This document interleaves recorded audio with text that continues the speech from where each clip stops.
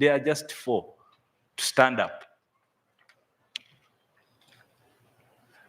The seniorest now is Senior Commissioner of Police Chelimo Biata. That one is my twicee. She was in that intake of Kaseng. When we came back, they have been at the heart of this change you see here. I don't know where the other 2 are. Odong Mark, the Assistant Commissioner of Police there in charge of economic crimes and anti-corruption. And then I have Commissioner of Police Lydia Cantono. Mzee, if you remember the case of Joan Kagezi, she led that investigation, the connection. So you can see the generation of the leaders whom you talked to in the first batch of Kaseng. So we want to thank you, and we shall continue on that line as you guided. Now, briefly, the other area, of course, when we would train, we embarked on placing the right people in the right jobs. This has been tough, but with the support of the IGP and the police leadership, we have continuously aligned these people to make sure we have the right people in the right jobs. There is still work to do, but Mzee, we are moving. But in that process of moving people, we also found another challenge. You'd find a police officer has been in one police station for 18 years. Wow. So we have been correcting that, Mzee, because somehow they got intertwined within the criminal networks, and it became very hard to actually investigate anything. But I'm glad, Your Excellency, that we have moved on that second area. Now, the third area, Mzee, as you are well aware, criminals have moved their activities to the cyberspace. While we continue to utilize the human intelligence and the sources, we need the force multipliers to handle this trend. This digitalization, building capacity, some tapping on the databases, so that we can quicken on our investigations. Mzee, we shall need more support in this area to cope with the changing trend of crime. Now, the fourth and second last area, Mzee, you guided was on the working environment and the personnel morale. In this area, Mzee, we have seen you in the last 2 years promote a number of personnel in police. But I will talk about CID, and IGP will talk about the bigger force, I think. In CID alone, in the last 2 years, Mzee, some of these people had stayed for 12 years without moving a rank. And I want to thank the minister, the honorable minister and the police. I remember he came here and said, we are going to promote CID people. I will not sign that document if CID is not there. Afando Tafide, thank you very much. And all those who have been promoted, can you stand up quickly for Mzee, just to see that I'm not telling lies. Mzee, you have promoted all those commanders of CID.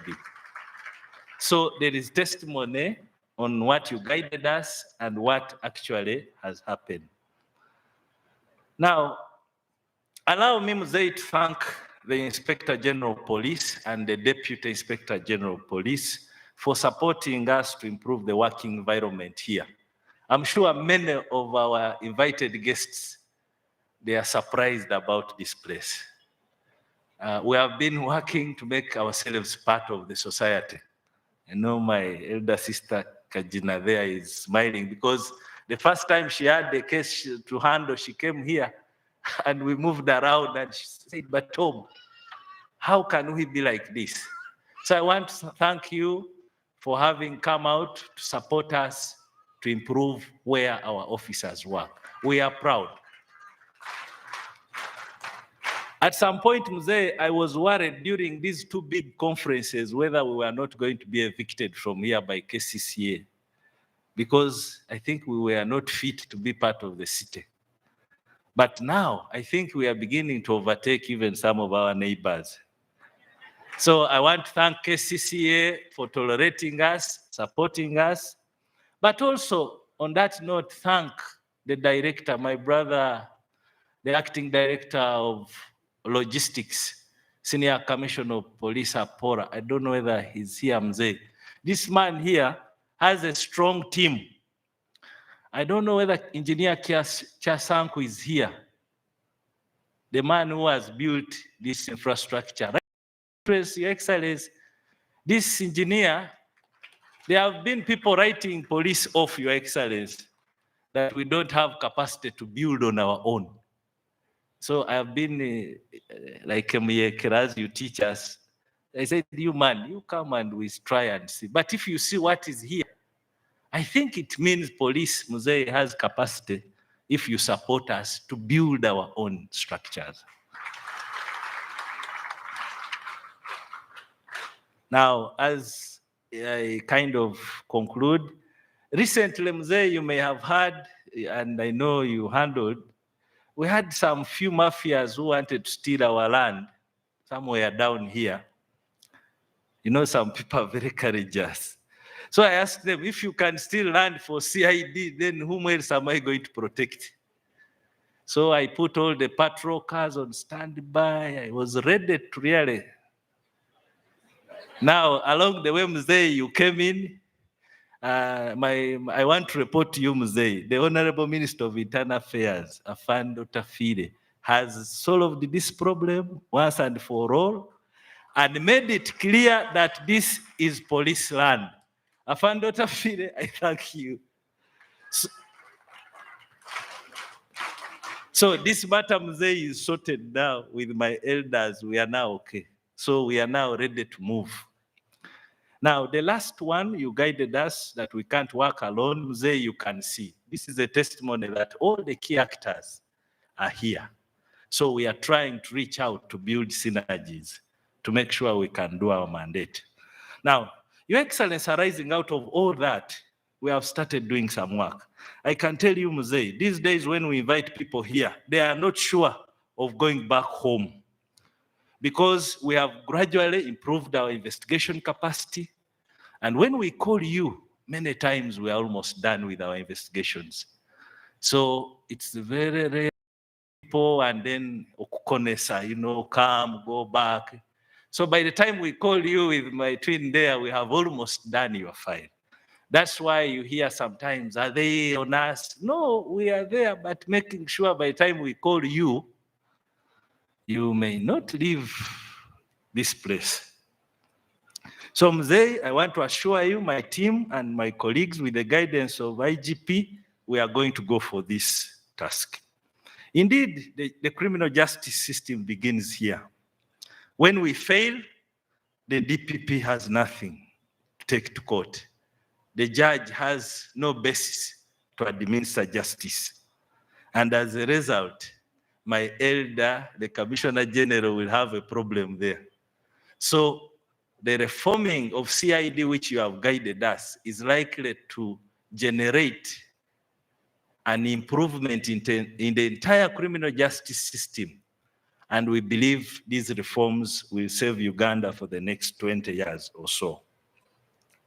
Now, Mzee, on the ongoing tasks, the DPP, I'm sure will comment more about the investigations, briefly, those which are keeping us busy right now. But as I said, I would be lying to you, Mzee, that we also have elements within the criminal networks who are now taking a habit of intimidating, threatening our officers. Sometimes they even go for blackmail. So as we fight these people, Mzee, we wanted you to know that challenge. A lot of interference, a lot of phone calls, a lot of threatening. But as you always guided us, we are going to fight this little war. You fought yours in Luero. This one, I think our generation will fight. And we want to assure you, Mzee, there will be some impact. Now, I want to conclude my remarks, Mzee, by requesting for one or two things from you.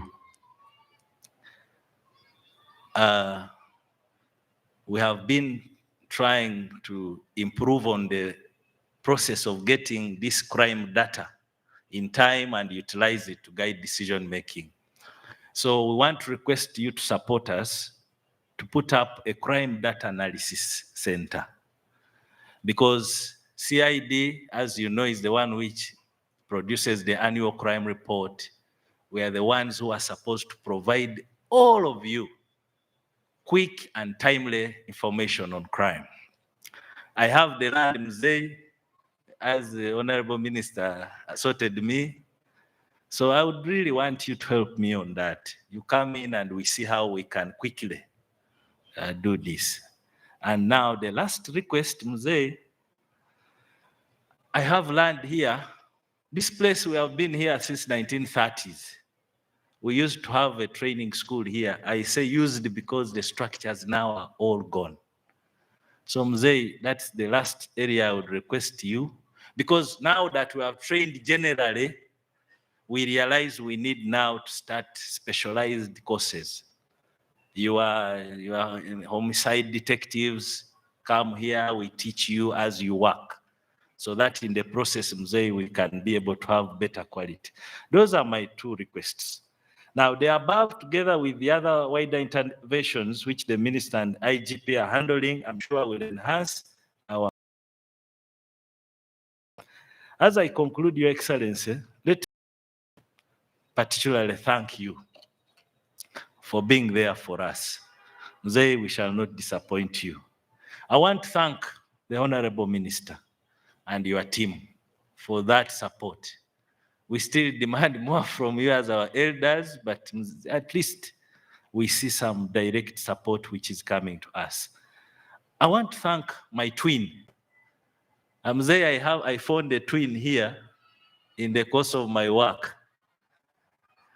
Justice Jane Frances Abodo has been one of our strongest pillars for us to do what you see us doing. Even in organizing this, because apparently the Constitution is, the Constitution demands that DPP guides my investigations.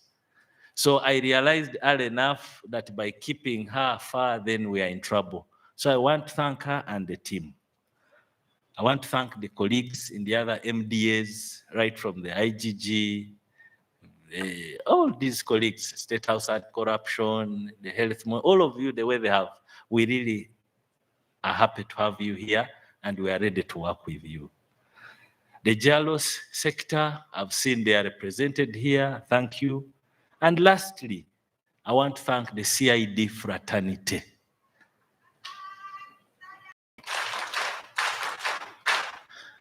I can tell you today is a testimony of your work and commitment. To the organizing committee and other people, thank you and thank you very much. I say all this, Mzee, for God and my country.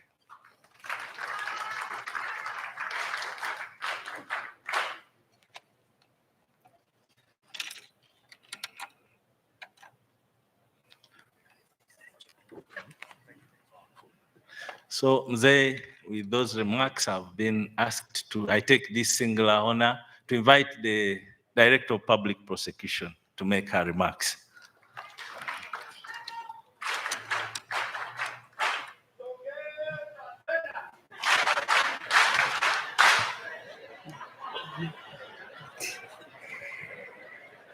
Your Excellency, the President of the Republic of Uganda, allow me to adapt the protocol as laid down by the Master of Ceremony in the interest of time. Your Excellency, I may not have people I have trained and brought to you to talk to in this past almost 5 years so that they can stand up and you see them. But at least I think I have some who have benefited from your generosity, Your Excellency. Can you stand up if you got a salary announcement? And who got a tax waiver? Your Excellency, thank you. Your Excellency, it is my singular honor and privilege to welcome you, Your Excellency, to the ODPP CID coordination meeting. This is very historical for us, and we are very excited to be part of this history. Your Excellency, This meeting is distinctive because you have graced it with your presence.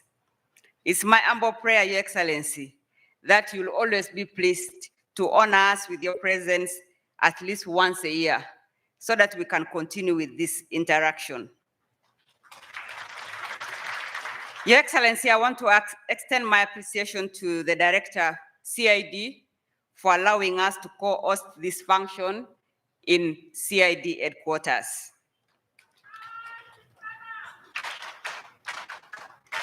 And Your Excellency, I want to thank him for changing the face of Kibuli. Yes, it looks really different. Your Excellency, my twin there was talking about the Honorable, the Attorney General. We had a very good interaction, and I must say that before you came, we had my sister, Mariam Wangadia. She had just started also, and she said the Attorney General must have seen a presentation because she was also going to say the same thing. In short, Your Excellency, what the Attorney General was saying, that the Human Rights Enforcement Act is an act that says that if someone is arrested, someone has murdered and is arrested, maybe in the course of arrest, most times people actually are the ones who also beat these people. When they come to court and they say, I was tortured, the court is supposed to say, now let's forget about the murder first, let's first handle the case of your torture. And if it is found that he was actually tortured, you are actually left to go free. And we are very happy with the Attorney General who says that this cannot go on and we must do something about it. So I want to thank the Attorney General in your presence, Your Excellency. The ODPP and CID work, Your Excellency, we work together to investigate and prosecute criminal cases in Uganda under our respective mandates. The ODPP and CID have a special duty in this country to protect society from criminal activities. The standard of service expected of us is really high, and which consequently places on us the duty to take reasonable steps to ensure that our services are actually effective, they are fair, they are transparent, and that we are also skilled and up to date in addressing emerging challenges in the crimes in Uganda.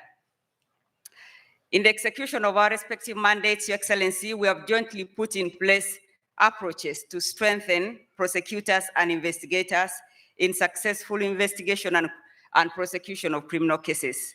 The OCCID coordination meetings, one of these ones that you have graced, is one of the approaches that we have adopted.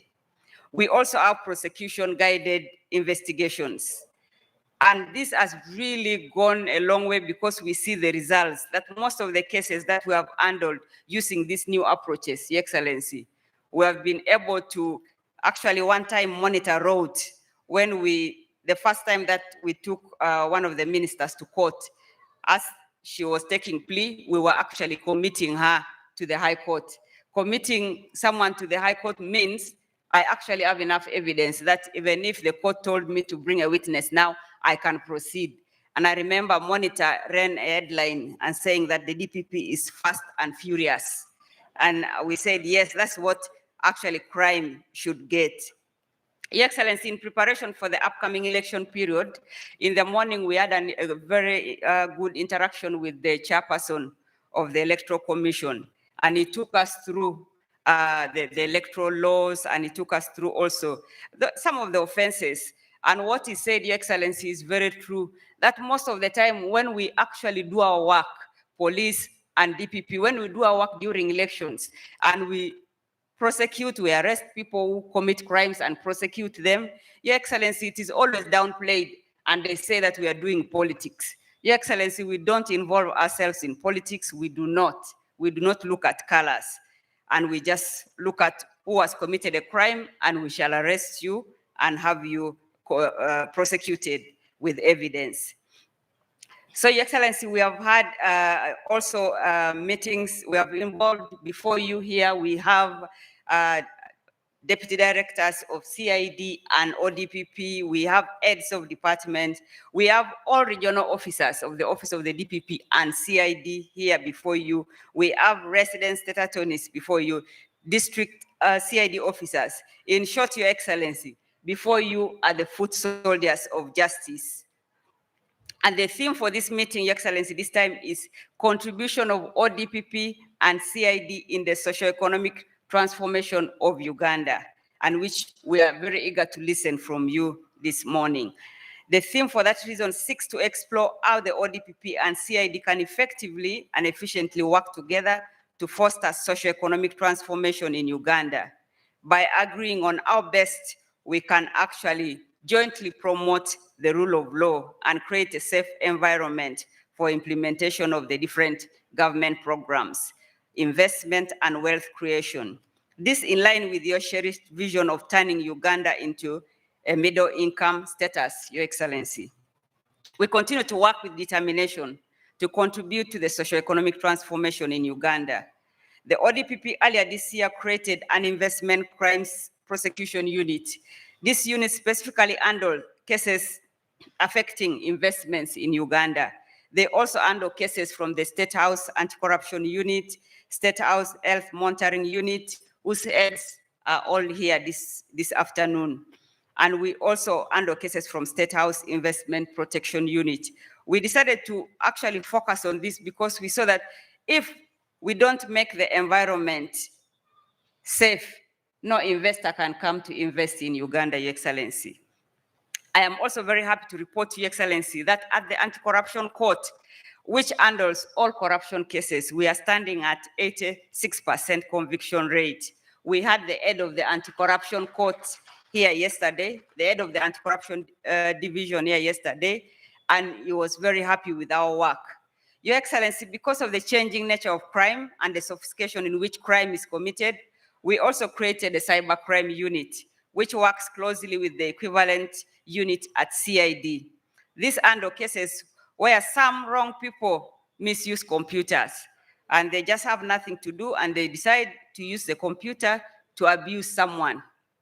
And we are saying that that should not happen and that should really stop. This meeting is yet another opportunity to discuss the current and future role of the Office of the DPP and CID in countering socioeconomic challenges by equipping our prosecutors and our investigators with knowledge and skills in the investigation and prosecution of criminal cases while sharing best practices in handling of criminal matters. Your Excellency, the organizing committee came up with an elaborate program for this meeting with a reputable team of presenters, panelists, all of whom are versatile and widely knowledgeable. We commenced our discussions yesterday, Your Excellency, and I'm confident that these discussions are going to be of inordinate influence to support us in our nation, Uganda. Your Excellency, Justice Elubu this morning also took us through, because as a DPP and CID, we realized that land crimes, Your Excellency, are becoming like a boiling pot for almost all crimes. That we have murders coming out of land crimes, attempted murders, threatening violence. So Justice Elubu took us this morning just so that we devise ways of how do we handle land crimes. Must we really be taking all these land crimes to court, or we can devise other alternatives, like maybe divert? Because the criminals, Your Excellency, have realized that once you want a land matter to die, you actually take it to court. Because once it comes to court, then it stays in the system for 10 years, 15 years, and then the rightful people of land actually lose out. So why don't we handle some of these cases in the villages where people know the boundaries, that so and so has been here from 1930. So that's what we were discussing this morning, Your Excellency.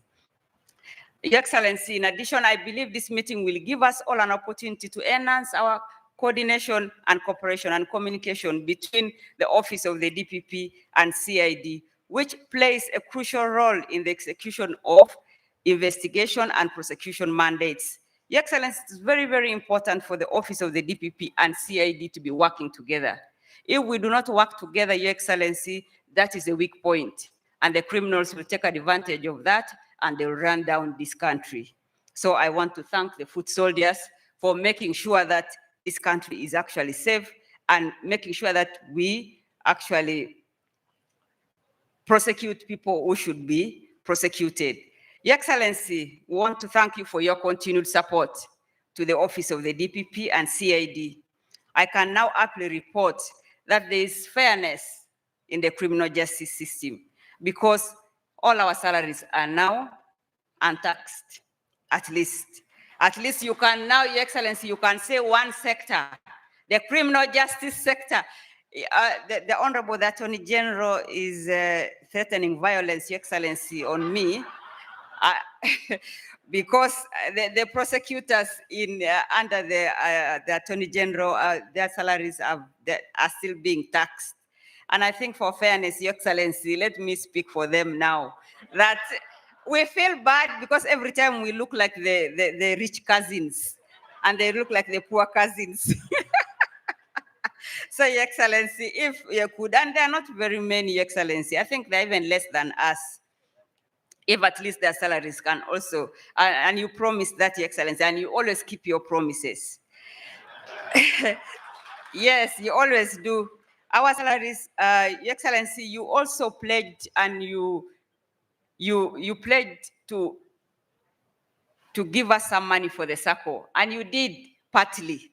But we know the other half is also coming. Your Excellency, that money has changed the prosecutors. And if you kept your promise, which you made in 2022, Your Excellency, you told the prosecutors that you're going to invite them to your home. And you even threatened that some animals, some cows are going to die. So the prosecutors since then have packed their bags, they sharpen their appetites. Every time they see me and they see a blue letter, they think it is you inviting us. So we are still waiting. We know that you'll call us, Your Excellency. Your Excellency, my staff, because of the money that you gave us, people have borrowed money, we have bought land, some people and if you invite us, Your Excellency, we are going to give you the success stories. We are going to give you, because now we have at least our 4 acres, and they will tell you what they have done with the 4 acres. We have also received quite a number. Because of this, Your Excellency, there's a lot of positive feedback from the field. The staff are motivated and they're doing their work. So I want to say that now, going forward, there are of course a few elements that I'm dealing with. And within 1 year, Your Excellency, I don't think we are going to be hearing of corruption among the prosecutors, unless those ones who have been bewitched and we cannot handle them. Your Excellency, just to give you a brief on some of the outcomes from our engagement since yesterday, I already told you about we actually resolved that police investigators, Magambo has already told you, we need to digitalize, Your Excellency. Most of the offenses now are being committed by use of technology. So police, really, we need to have that lab that Magambo is talking about, because I know it will also benefit us as prosecutors. A case, Your Excellency, is won or lost at investigations. If we strengthen our investigations, our work as prosecutors becomes actually very, very easy. So I would really also add my voice to what my twin was talking about. And of course, there is also need for witness protection law, Your Excellency, and facilitation of witnesses from both the police and the office of the DPP. But I am also thinking that we have focused. We know that, Your Excellency, your plate is very, very full. And we don't want to be like that child who finds a father on drip, not that you're on drip, who finds a father on drip and tells him that when are they removing this drip so that you come and handle the family issues. No, we know your plate is very full. We have a lot of demands that really go to how they affect our work. But I am not going to say them here today because, Your Excellency, we are not here alone. There could be some criminals here and they will be so happy to hear that the office of the DPP is doing badly in one way or another. But I will request that when you invite us home, we shall come and tell you, because we don't want to spoil. We don't want the criminals to hear that we are not on the ground. But, Your Excellency, we we are focused now on the war on corruption, on terrorism cases. That is the focus of the office of the DPP and the CID. Your Excellency, we are also working on a number of cases now, the cooperatives, the payroll ghosts, and the capitation grant with my brother Isoke. And before the end of this month, Your Excellency, we want some of these cases where there's evidence that we take to court, because we think that if we do not prosecute cases which are clear, Your Excellency, we shall be building a culture of impunity. And that's not what we want, and that's not what you want, Your Excellency.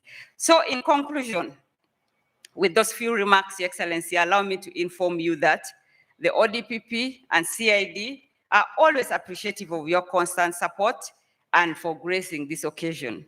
We remain steadfast to making the necessary improvements in delivering our mandate, and we request for your continued support. I say all this for God and my country. Thank you.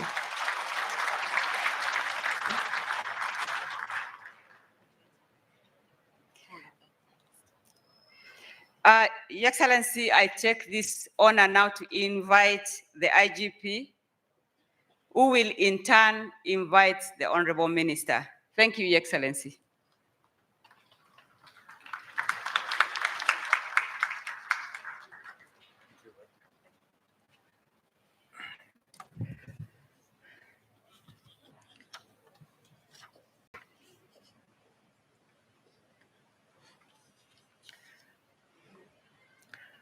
Your Excellency, the President of the Republic of Uganda and the Commander-in-Chief of the Armed Forces,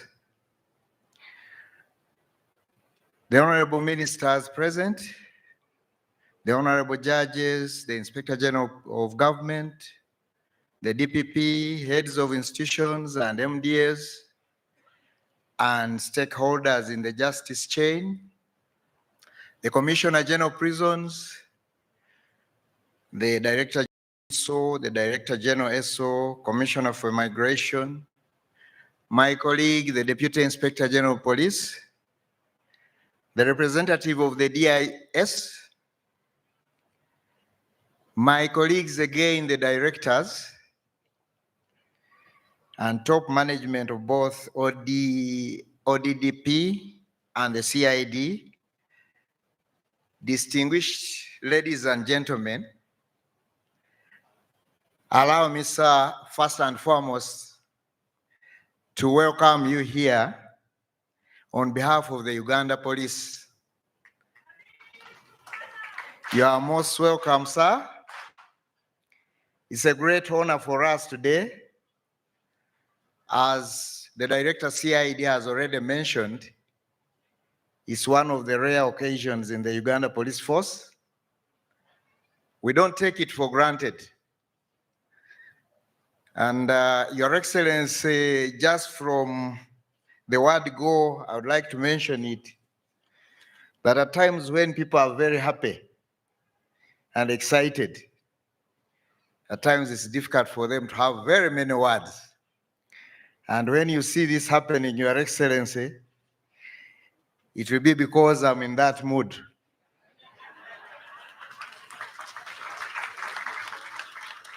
Your Excellency, sir, allow me to thank you for this noble and great assignment you gave me recently as the Inspector General of Police.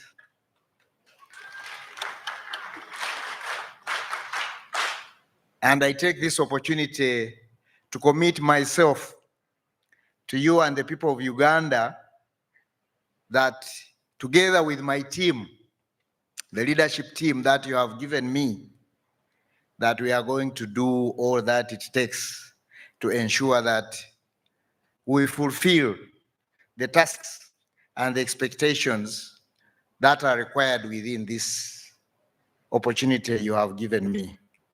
At this juncture, Your Excellency, allow me to introduce my leadership team, including the Deputy Inspector General of Police and the directors. kindly stand up for recognition.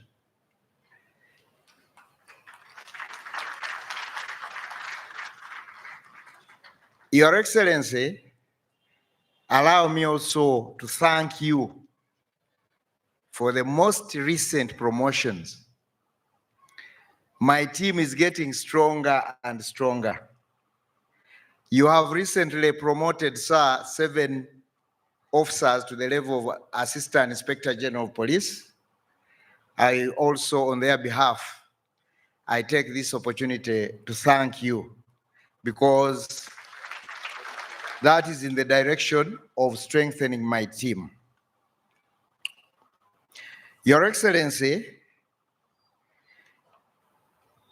allow me to extend my sincere appreciation and gratitude to you for taking time off your busy schedule to come and officiate this closing ceremony of the ODPP/CID coordination meeting.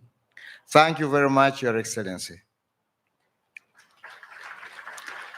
I also wish to thank you, sir, I also wish to thank the Office of the Director of Public Prosecutions and the Director CID for organizing this occasion. Your Excellency, allow me to thank you for the continuous guidance that you have kept on giving us as the police during the tasks that we have continually performed. We don't take it for granted, but you have always made our work easier. I would like to thank you very much, sir.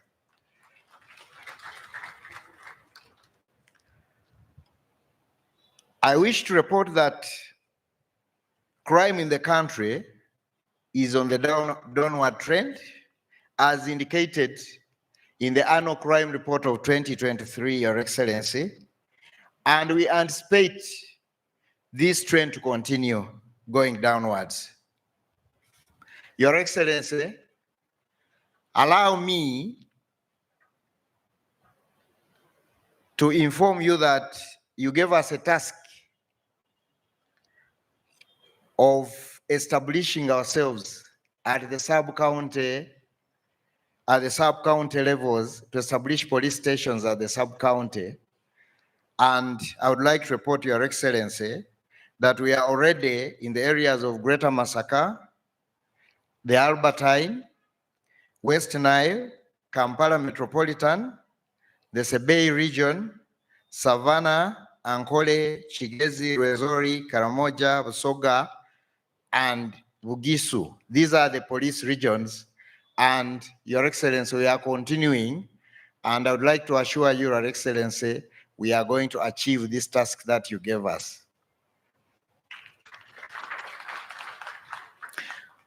I take this opportunity, Your Excellency, to thank you for giving us support in the area of training. Right now, we have 3,500 trainees in Kibuli Police Training School, and this is in line with our preparations for effectively policing the coming elections. Your Excellency, sir, I would also like to brief you that within the police, we are reviewing a lot of areas, including the training policy, which was last done in 2014. We are also reviewing the police standing orders, which will also help us to ensure that we improve on the discipline. And this is also in line with the fight against corruption. And this is one area, as a force, we are taking very seriously.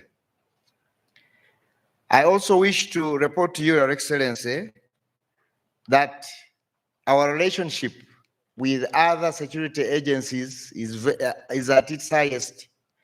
And I would like to take this opportunity to thank all the agency chiefs for this continuous support, cooperation, and coordination. But more to that, we are more energized by the good relationship with MDAs, the justice and law and order sector, and generally the civic leadership. Your Excellency, among our priorities within the force, we intend to look at the welfare of the officers, the welfare of the police officers. We also intend to look at building capacity. The Director CID has already talked about it. Building capacity for in-house construction of our structures to ensure that the conditions that our people are undergoing are further improved. Your Excellency, a lot of efforts is also being put in building community relations. We are also looking at the areas of improving in the areas of sports. But before I conclude, Your Excellency, allow me to thank the Minister for Internal Affairs, who has variously supported us and assisted us in all our endeavors. But also allow me, sir, to thank the Attorney General, who has kept his doors open, and we have continuously requested for advice from him, which he has duly given. And Your Excellency, I take this opportunity to thank him. Your Excellency, my line of happiness is very long. It will continue, but my speech this afternoon is almost ending. But I would like really to reiterate the fact that I'm very happy, I'm very excited, I'm very determined to do the task that you have given me. But this I don't mention for my own behalf. I'm very sure I mention it for my team. And we are going to do whatever it takes. Once again, I'm just making emphasis that we are going to provide whatever the task requires. And at this juncture, I would like to again reassure you that the Uganda Police Force is committed to ensuring that law and order prevails to support the country's socio-economic transformation. I would like to end here, Your Excellency, for God and my country. I thank you very much. Allow me, Your Excellency, to invite the Honorable Minister for Internal Affairs to come and make his remarks. Thank you, sir.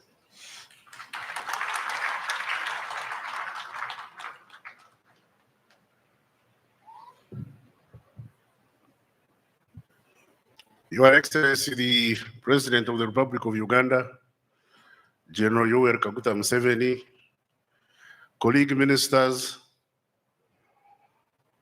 senior officers of the, justices of the courts of the High Court and Court of Appeal, and all of you big people here.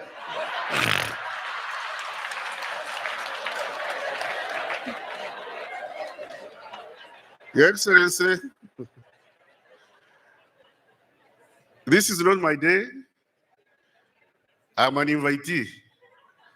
And I'm also eager to listen to you, to your wisdom. But I have about 3 things I would want to say. And don't excuse me for winning. We have a problem with welfare. I bleed when I see police officers who are working at Ginger Road sleeping in Mukono. And they must come to work on time and then go back on their meager salaries. There is need for housing the police, the prison, and the Directorate of Immigration. That would have been solved if we didn't have people who think within the box in the Ministry of Finance. They don't want to think outside the box, or if the box becomes difficult to remove the box. But that's not your job, Your Excellency. I handle it with my colleague, Mr. Kasaija. Fortunately, he's one of my predecessors. He should know that there is a need for adequate housing for these agencies. Allow me to thank IGP Tom Magambo. I was here recently, and when they told me you were coming to visit this place, I just said, now. Because this place was very rugged. And, you know, when I came here, he told me, you know, there was a need for, and of course, the pocket was empty. So I went with my heart beating and said, now, what do I tell this young man? The place was bad, to be sincere. But Tom, with the police authority, police leadership, I thank you for making this place livable together with your. And you remember I promised you to increase the manpower, CID. Your Excellency, CID is understaffed. Well, the resources willing, we shall see what to do. We have not forgotten, we shall see what to do. Then, Tom, what you've forgotten to do is, I remember I asked you the reconstruction of the CID. I don't want to blame the past leaders of the police, but I think when handling the CID, quite a few mistakes were made, and together with the Inspector General, talked to him, we should reconstitute the CID to make the CID equal to its job.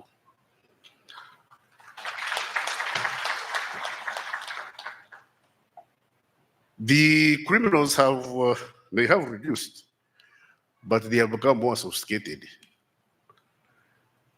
There is, you know, Your Excellency, remember I had a quarrel with these gentlemen of the Law Council when they were saying we should examine the people before they go to LDC. My question was, you don't teach cyber crime, cyber law.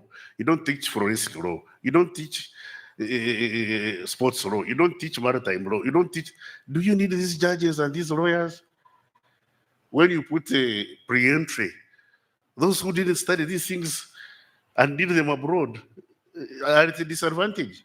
And yet we need these people. Similarly, the CID ought to be educated in these disciplines. We need CID officers who are conversant with cybercrime, who are conversant and competent with maritime law, with the oil and gas, with the etc. So, Your Excellency, there is need for adequate training for CID officers, reshaping and adequate training for CID officers. Finally, we have this problem of the existential threat to national integrity and development, corruption. I find it a bit difficult that it's only you blowing the clarion call to fight corruption when the rest of us in leadership are a bit silent. I think I call on my colleague leaders, political leaders, to stand up and we support the president in fighting against corruption. Let's talk. We may not change the match, but let's also talk. And as for you, the CID officers and prosecutors, as you know, I have read both groups and I know what happens down there. I'm not here to spoil the wedding.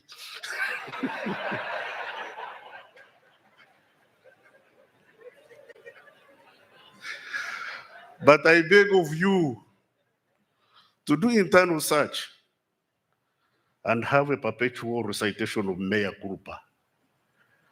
That's what will solve your reputation and cause the advancement of our society. With those few words, may I take this single honor to invite you to address the gathering.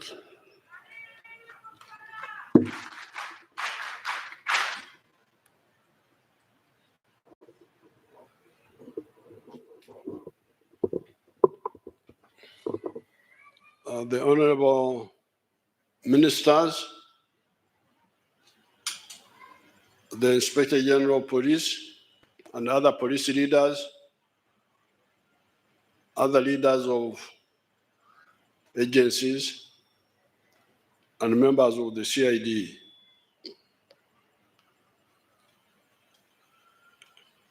I used to be here near Kibuli, actually on this hill here. I did not remember that the CID headquarters was nearby because I was busy breaking the law of that time. There was a slum here, I don't know whether it's still there, where one of our people called Abbas Chibazo, the Saba Wejere, the head of this ghetto, what you call ghetto now. He was staying there. And I used to come from Tanzania and stay with him there, just near here.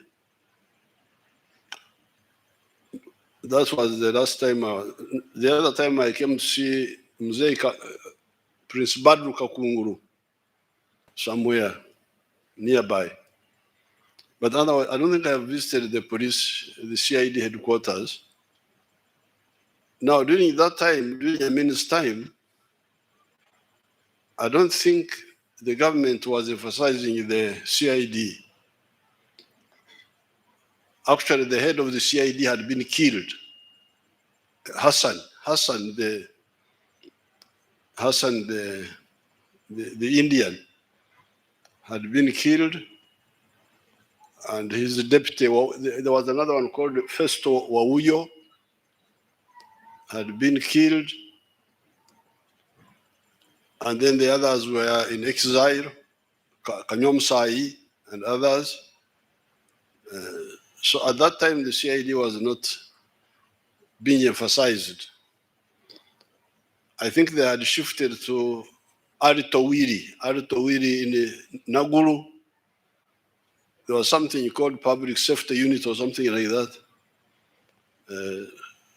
So that's why I comfortably stayed nearby here without the CID knowing that I was there. In Amin's time, the big incident I remember was when Amin was, they tried to assassinate him when he was coming from here. There was a faction here, and when he was going away, they inefficiently tried to kill him. And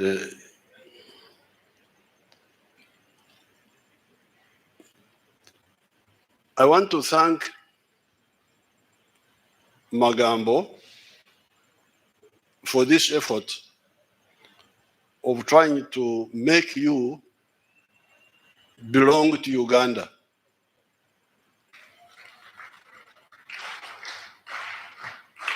Because really, when in the last 65 years, when I've been closely involved with the issues of Uganda, what I discover is that many people don't really belong to Uganda in their work, in their thinking. If you do, it is easy to get solutions. And one way of doing it is the Nyankore proverb, which says, Okom Toguri and Shojun Kwitegwa. The hairstyle depends on the shape of the head. If you have got a big head, then the hairstyle will go accordingly. I think the English, they call it, you cut your coat according to your cloth. You cut your coat according to your cloth. If you really, General Tafuri here knows, how we were able to fight a very strong enemy with nothing in the bush, but we were using what was available and using it carefully and profitably. And that's how we built up. So therefore, what I've been doing with the Magambo's group, the CIDs, when he brought them to me, I have been, first of all, mentioning to them what was happening before the British came here. Before the British came here, we had these kingdoms. We had one big kingdom of the Bachwezi up to about 1400, when the whole of much of Uganda was united under the Bachwezi. That's how you hear many of the Bachwezi names in all these areas. Even Tanzania, even Congo, you find those Bachwezi names there. If you hear names like Wamara, Wamara was a Mchwezi. Isimbwa, Kagoro, Ndahora, Ondaora. All those were Mulindwa. These are all were Bachwezi names. Now, for some reason, that kingdom broke up about 1400, and then you had these smaller kingdoms, the ones we found here. Buganda, Nkore, Bunyoro, Rwanda, Karagwe, the ones of Tanzania. Now, those small kingdoms were inefficient and promoting war among us. And when the Europeans came, they picked them like grasshoppers. They defeated them. They tried to fight, but they were defeated because they were divided. Kawarega and Mwanga tried to unite late, when it was already late.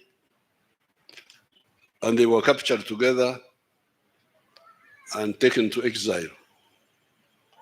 Now, so when the British took over, of course, that time, the economy was a pre-capitalist economy. An economy that was based on emyoga. This emyoga we talk about. That word emyoga, I lent it to you from your history. Emyoga means exactly specialization, especially the ones of, you had crops, people of crops, you had people of livestock, you had fishermen, then you had the other myoga, the blacksmith, the carpenters, if you want, blacksmiths are called abahesi, carpenters are ababaizi. This is Linyankore version, but you can put it in your own dialects. The ones who are making backcloth, they are called abakomaji. The ones who are making arrows and bows, they were called abatanaji. The ones who were operating on the lake, they were called abalimbi. Every mwoga had a specialization. And then they would exchange by barter trade. They were trying to use money, but money was not developed. They were trying to use cowrie shells from the ocean. That's why you hear of Nsimbi. Nsimbi means cowrie shells from the ocean, but it was not very widespread. Now, when the Europeans came, They are the ones who introduced, they first of all killed the indigenous handcrafts, blacksmith, what they replaced them now with imported items. Then in agriculture, they tried to kill the indigenous agriculture and instead introduce some of these, what they were calling cash crops. So in the 70 years, the British were here, they had created a small island of money economy. You can call it a small island of modernity. That's why in the 1960s, in the universities, were describing that economy as an enclave economy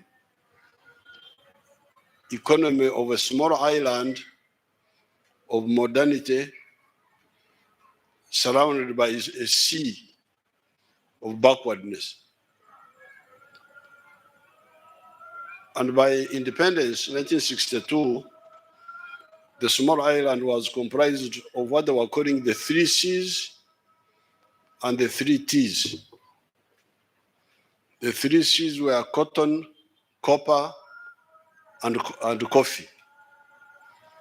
The 3 T's were tobacco, tourism, and tea. I've been trying to challenge our people to give me the percentage of the people who were in the money economy in that small island. I've not succeeded very well, but somebody told me that by the census of 1969, the people in the money economy were only 4% of the population. The rest were outside the money economy.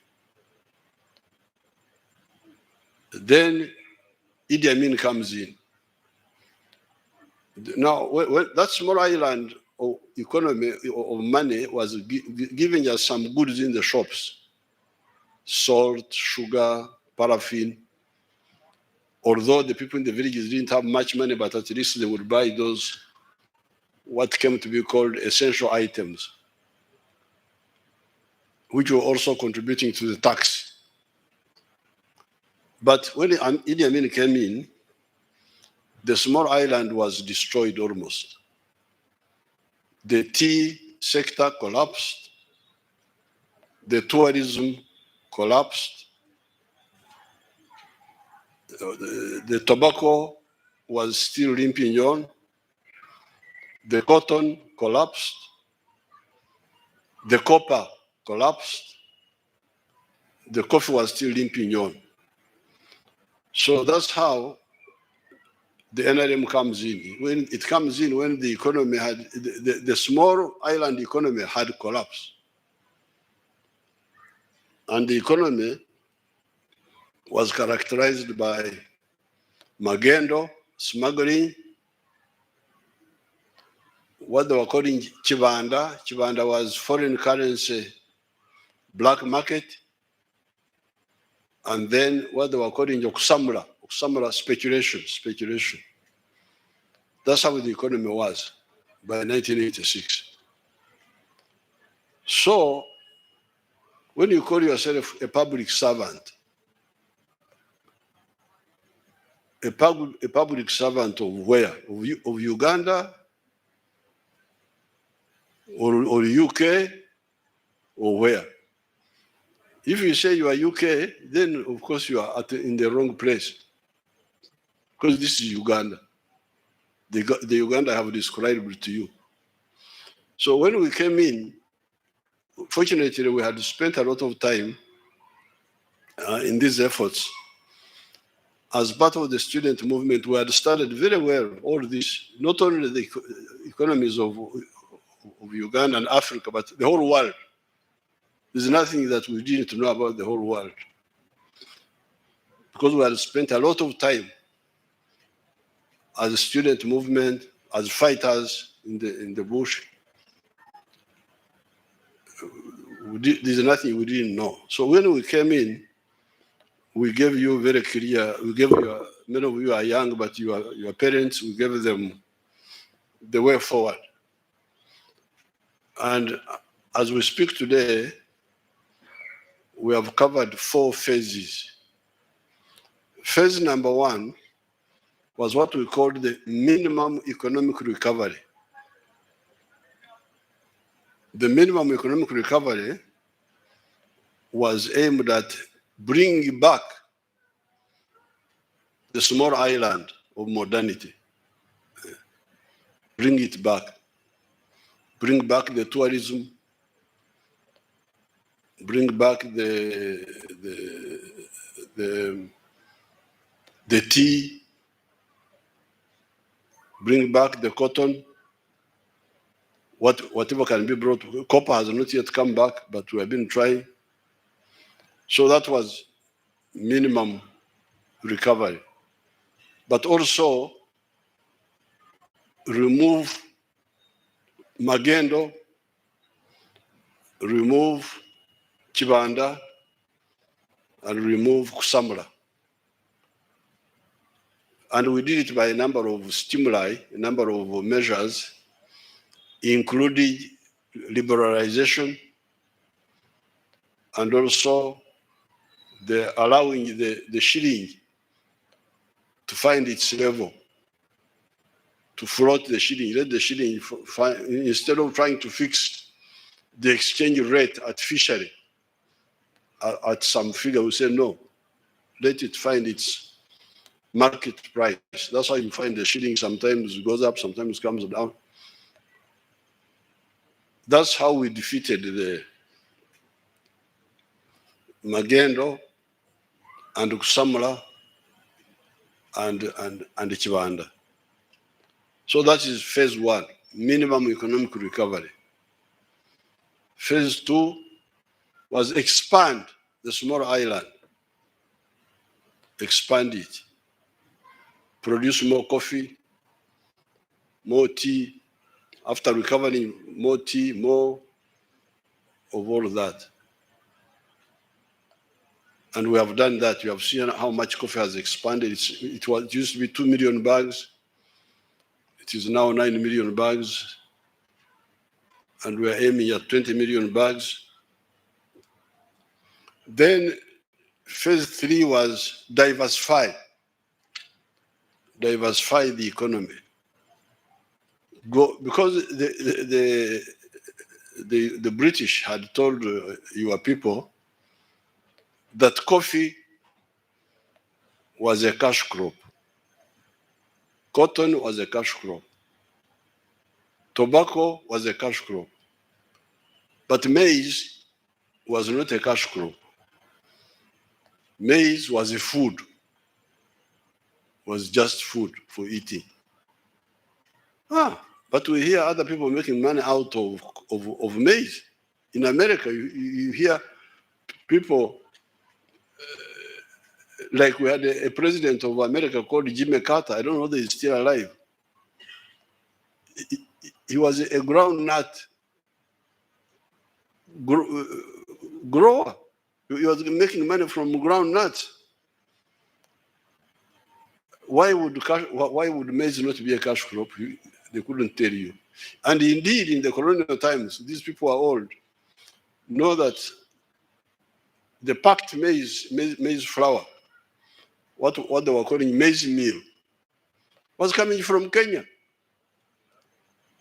grown by the white farmers there, because Kenya had been taken over by the Europeans. They were calling it the White Highlands. That those islands around Nairobi had become White Highlands.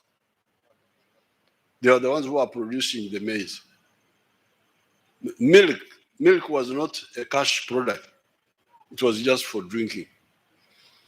So but when we came in, working with some of the people, in particular, I remember one person called Victoria Sectoreko, was one of our agriculture ministers. We said no. Everything that has a market is a cash crop. So that's how we ended up making maize a cash crop, cassava a cash crop, milk a cash product, and all of that. So that is phase 3. Phase 4 is where we are, the knowledge economy, making our economy produce products of knowledge, like automobiles, vaccines, electronics, and so on. So that's where we are now. Now, as we were doing all this, of course, we didn't, the tax collection was improving, was growing, because when you talk of the welfare of the public servant, where do you get the money from? You get the money from the taxes, the economy. And the taxes are not only for the wage bill, they're also for the infrastructure, for security, for defense, and so on. So then you have the problem, how do I support the welfare of the public servants when I don't have enough money? That's why, but people don't listen to our advice.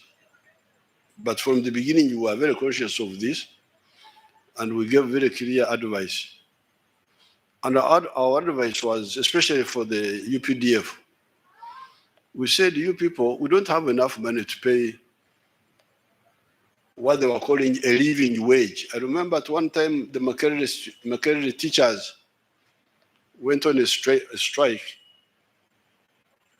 and they wanted a wage from which you could live comfortably.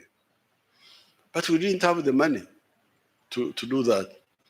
So our advice at that time was, why don't you get the small salary you get, but handle the issues of welfare collectively?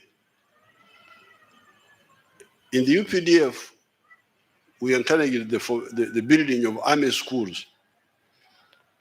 Why don't children of biological children, not relatives, not, because that also becomes another complication. Why don't the biological children of the soldiers, and by extension you can say of the policemen, of the even other public servants, if they had listened to us, but they were not, many of them were not even listening to what we were saying. Even if I'm getting a small salary, but if my child is studying free in an army school, in a primary school, a secondary school, a technical school, maybe when it comes to university, it may be difficult because it may not be easy to build army universities and so on. But at least these lower levels,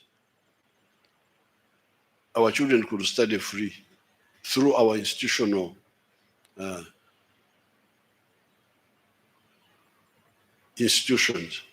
institutional facilities. You address the issue of education of your children. Health can be addressed collectively by having army health centers all over the place.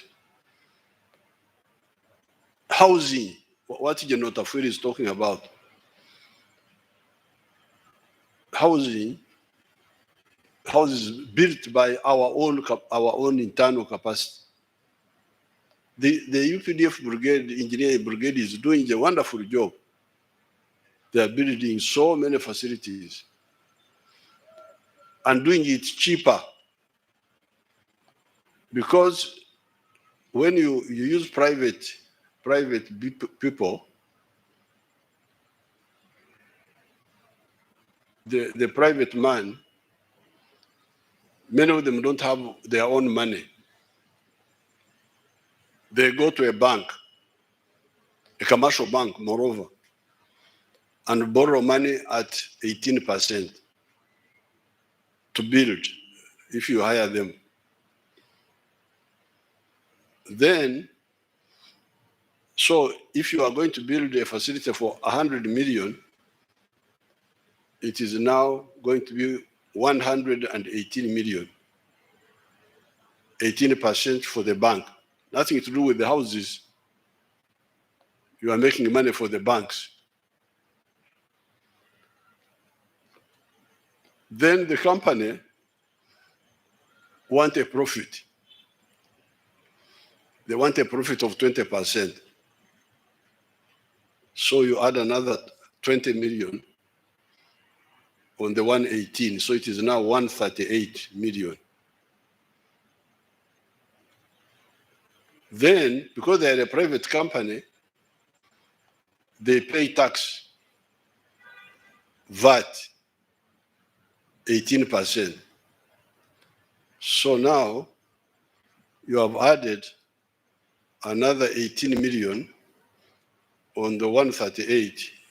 It is now 156 million. Now, many of them don't have their own transport. They hire vehicles of other people to transport the materials. So a building that, a facility that would have cost 100 million has now gone to 180 million or something like that. So I told the soldiers, why would you allow this to happen? Why don't you, and you have got these engineers of the young people finishing Makerere who want to join the army, the police, civil engineers who can come and they are paid and they build. You give them equipment and they build facilities for you at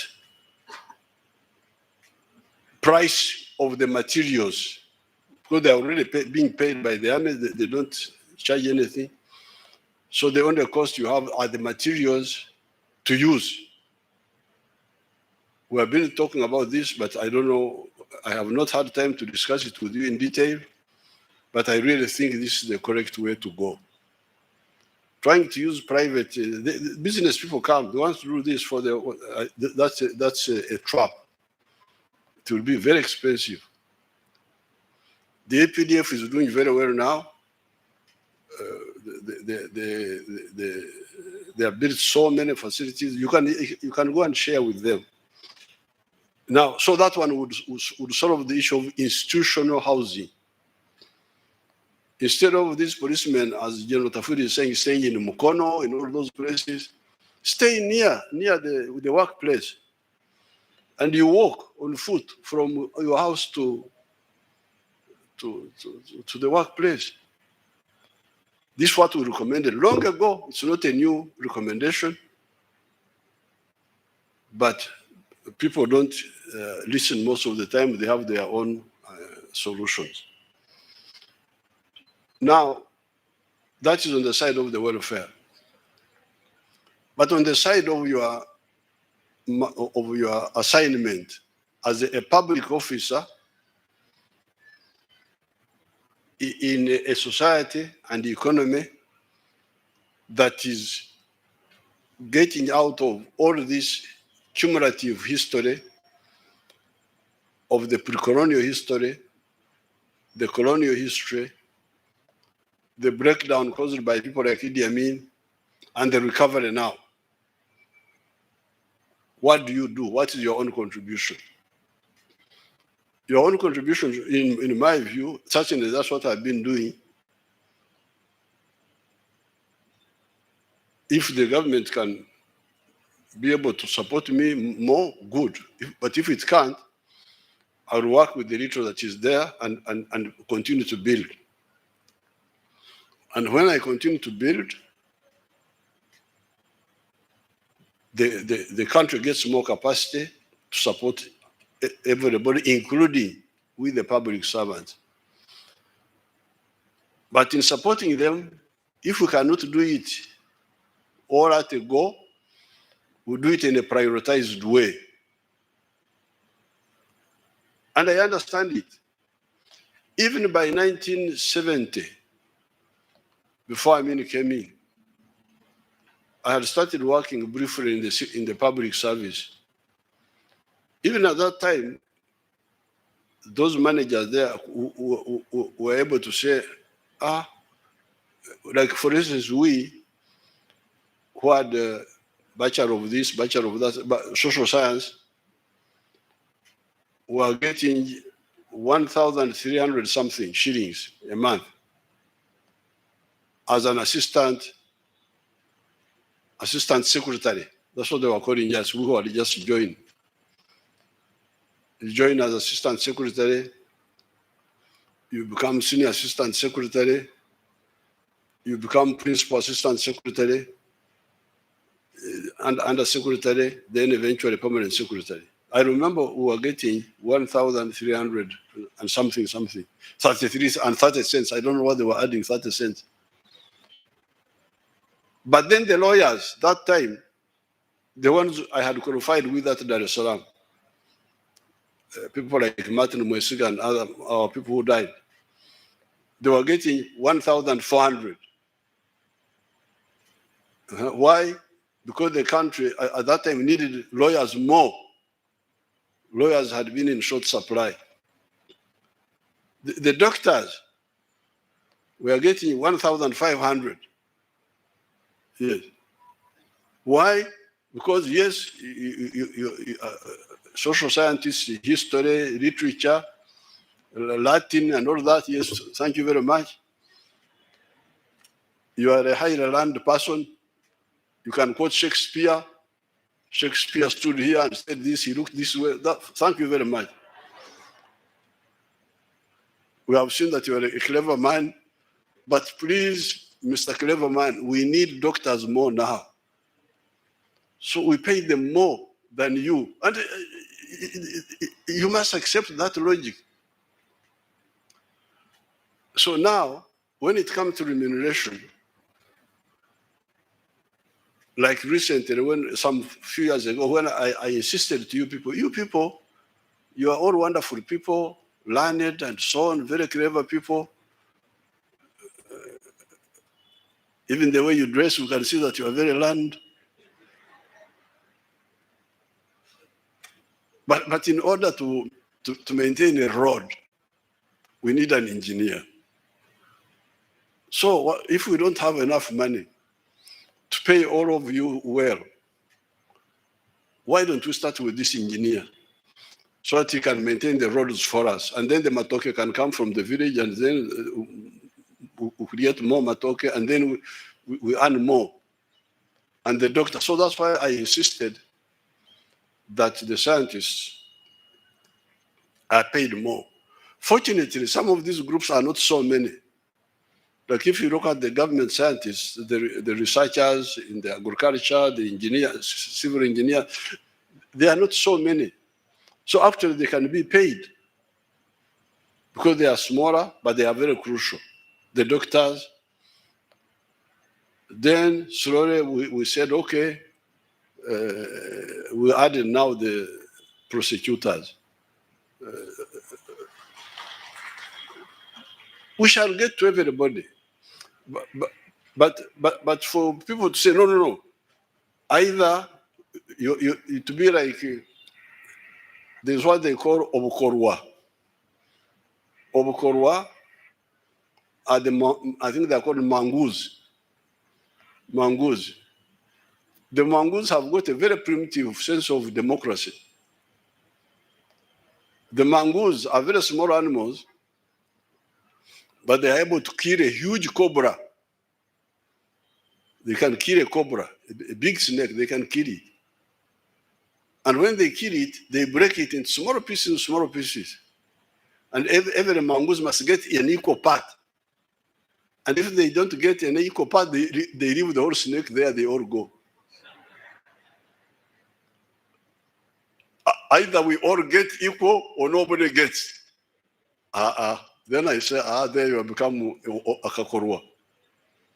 You have become, this is what we say in our language actually, we say nyeko marach. This is malice to say that either we all get or nobody gets. That's really a wrong mentality. And Otafiri here knows that when we were fighting, we didn't have food. But if there was some little mhogo, there is somebody who is on duty guarding the camp while the rest of us are sleeping. Because when you're hungry, you tend to doze. So we would rather give the little mhogo to the guard so that he stays awake, rather than saying all of us, either we get mhogo or nobody gets. So in terms of discipline, I would really advise that, and the impatience is not necessary, because the economy is growing and we shall eventually get to everybody. But please, let's start in a phased way. Now, coming to the work facilities, like if you take the work of the CID, when I met them, I was telling them that, but some of the fight against the crime, you can use cost-saving methods. Corruption, which is a big problem. This one is easier to fight, because corruption is mainly targeting government resources which are destined for the people. The money for the road is going to a feeder road in a district. The capitation grant is supposed to go to a school. The drugs are going to a health center. The PDM money is going to the parish. The Myoga money is going to the constituency. In all those areas, there are potential beneficiaries who are denied this money because of the corruption. So you, the CID officer, it's very easy work for you. Just liaise with the people. They will tell you, the people, the wananchi who are the victims of the corruption. They will tell you. So you, the cow, the CID officer, the DISO, the GISO, anybody in the community will easily get information about corruption and use it to punish the ones involved. Now, if we were to wipe out corruption by an efficient public linkage with the population, how much would that stabilize the country? Now, then that leaves the other crime, murder, rape, and so on. This is where now the forensics come in. The fingerprints, the DNA test, and all of that. So that one is for that cluster of crimes. Then now you are adding you are adding the issue of the other technical forms of intelligence, information about. You remember in 2018, when I made that long speech in Parliament, when I insisted on introducing the cameras on the roads. You have seen how much the cameras have helped you, if they were working properly, because even they were not fully implemented well, there was some problem. I was always talking with the gentleman called Waliamu Itsaki. Waliamu Itsaki, what are the problems of the cameras? Come and tell us here.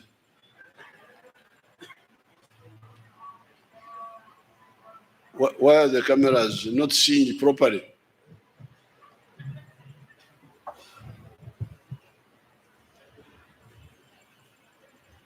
Go there. Because for me, I was very excited with the cameras. Then later on, I was told, said, no, the cameras can only see during the day. Eee! But the crime is not committed only during the day. So what's happening with the cameras? Your Excellency, you very well know that that project was your baby, and we did it very well. But Actually- Mariam Church was removed or something like that? Yes, sir. He Before- disappeared for some time and he has now appeared. What happened?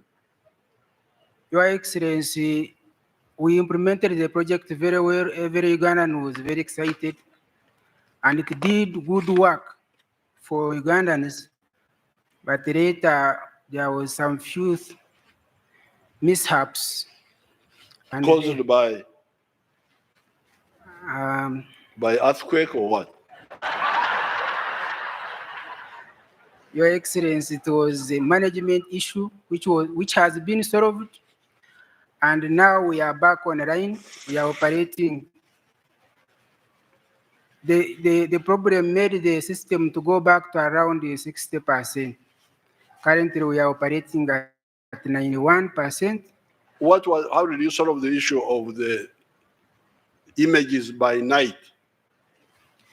Your Excellency, the images by night, we worked with the stakeholders, mainly the municipal and the city councils, Put lights. to put lights on the streets such that we support the camera to see properly during darkness. And the current, And how about on up-country roads where you can't put lights everywhere? now the upcountry, mainly the smaller towns, still remains a problem. But with our sensitizations, most of the readers now have got how these cameras support them in terms of security, and they are coming up with that idea of putting street lights. At least in the trading centers. Yes, Your Excellency. Uh-huh. Would that sort of see all the on the light cameras? They would see properly. Within that range of 20 to 30 meters, it is very okay. It can, the cameras are able to see, because we looked at the one of thermal, which is actually mostly used by the military. It is very expensive to deploy in the whole country. But these ones, once we support them with lights, it becomes cheaper and it is world over Because the method of everybody operation. eventually comes to a trading center. Even if he goes somewhere, he will come to a trading center. Okay, thank you very much. You're Now, welcome, Your Excellency. what happened to the digital number plates? Because I was very excited with the number of the digital number plates. Who is handling that on the technical side? Your Excellency, the digital number plate project is under the Ministry of Security, and as police, we are stakeholders only in. Minister of Security. Yes, Your Excellency. So who is handling that? Jim, would Our you tell us? chairperson is the Minister of Security. Okay, Mariam, we say thank you. You're welcome, sir.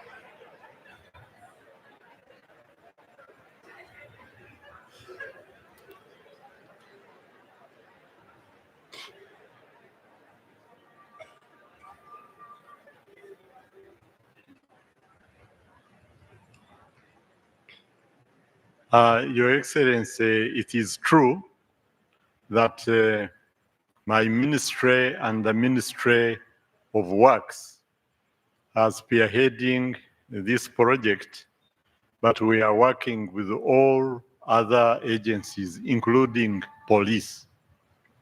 And even the How is the science? Can you actually The science of digital number plates. Is it accurate? Yes. In fact, recently a police car was stolen and driven to Kenya, and it was recovered because of these digital number plates. Yes, that's what I thought. Because when they briefed me, so what is the problem? Why is it not free? No, there were a few problems, but yesterday we had a meeting. Now the investor is ready to roll it out Very good. completely. Because you see thank you very much. You know what you should do? The way the NRM worked is that we didn't have enough resources. But whenever we have an idea, we bring it and discuss it, all of us. And we act together. Because when I had this, the cameras, you see how they have helped. But the cameras had those problems which Mariam Witsaki is saying they are solving, which now Mariam Witsaki, there was the problem of even if you see me properly, the camera, but I cover my face with a hood.